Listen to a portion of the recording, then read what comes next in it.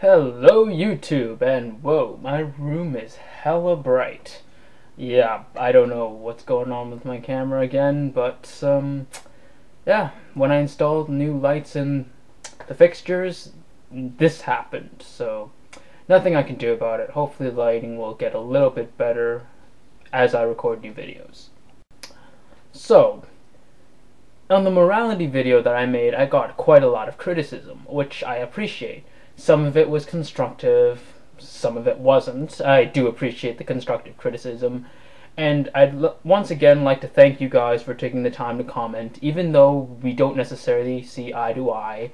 And maybe there were some points that you guys made that I really couldn't, for the life of me, understand. I at least appreciate you taking the time to comment.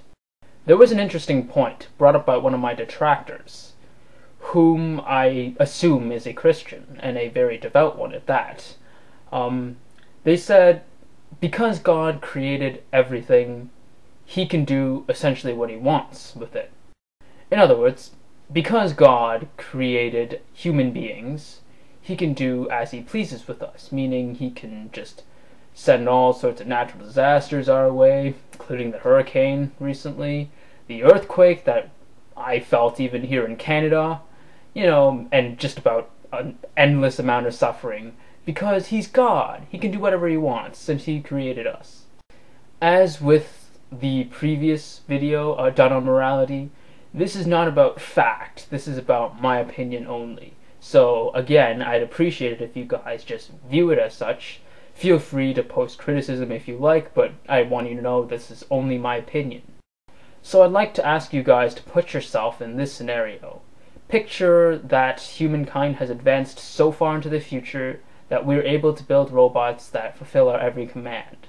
Now, for some unforeseen reasons, these robots can feel human emotions like love, like sadness, like anger. They can feel pain. Would it be so easy for you to dismantle one of these robots knowing that it has human emotions and can feel suffering? I honestly don't think so. I truly believe that most of us would at least feel some sort of empathy. At least enough empathy to realize that these machines do have the capacity to suffer, and as such should not suffer. And these are the exact kinds of feelings I feel when someone tells me that God can do whatever the hell he wants with me just because he created me. What if a mother came up to you and told you that she was going to torture her son to death because that's what she felt like doing? Mom knows best, right? So she's just going to take a knife and start stabbing at her son until their son died. What would you say then? Well, I know what you would say. You would probably say that that's atrocious. What the hell's wrong with you? And she responds with, hey, I brought him into this world. I can take him away. Do you guys see the obvious flaw behind this justification for all of God's atrocities done towards mankind? Do you guys not see why I feel so passionately about this? Why many atheists feel the same way that I do? Because it's a terrible justification.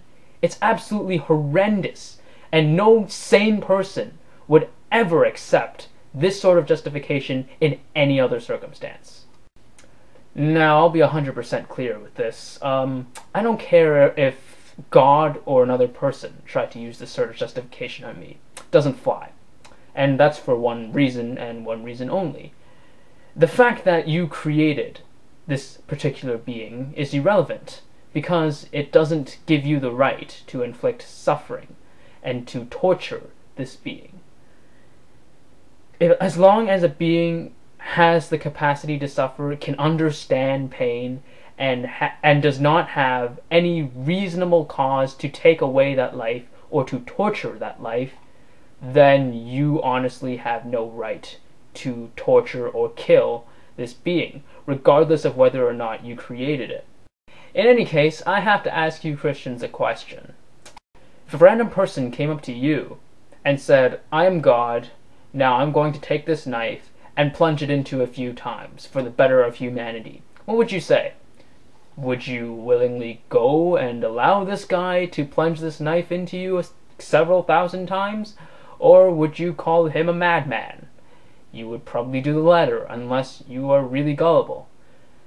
You'd probably ask him to prove himself first, but first of all, God has his mysterious ways. He doesn't like to prove himself. And from what I've gathered from what you Christians believe, you have to take this on blind faith, that this man standing in front of you with a knife hoping to poke a few holes in you with it is in fact God.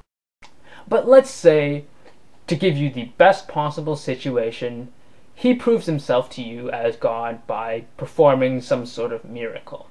Would you allow God to poke a few holes in you with a knife then? I still think some of you would refuse, and with good reason too.